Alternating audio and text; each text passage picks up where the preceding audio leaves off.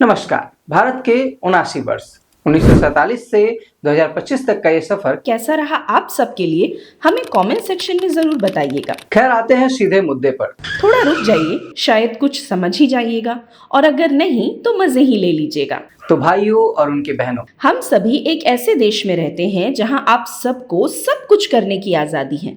जहां खुला जगह दिख जाए वहीं शुरू हो जाइए। आजादी तो इतनी मिली है हमें कि अपने घर को एकदम चकाचक करो और उसी घर के कचड़े को बाहर पर्यावरण को दूषित करने के लिए बड़े मजे से फेंक दो।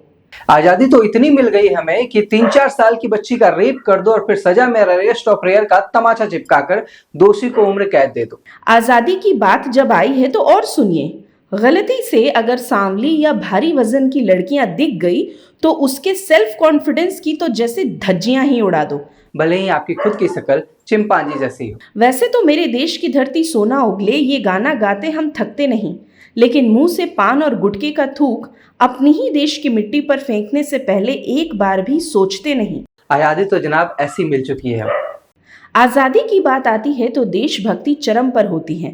सीना चौड़ा करके तिरंगे को सलामी देते हुए जबरदस्त रील्स बनाते हैं, और जैसे ही दिन खत्म फिर से सड़कों पर शराब पीकर ना जाने कितने मासूमों को कुचल डालते हैं। कहने को तो आजादी हमें कितने वर्षों पहले ही मिल गई थी, लेकिन उसे गरीब का क्या जो भोजन के लिए तड़पते रह जा रहा है।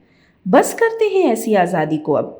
समझ गए तो संभल जाओ बाबू, और अगर ना समझे तो मुबारक हो ऐसे देश की आजादी जो कभी आजाद शायद हुआ ही नहीं। जय हिंद।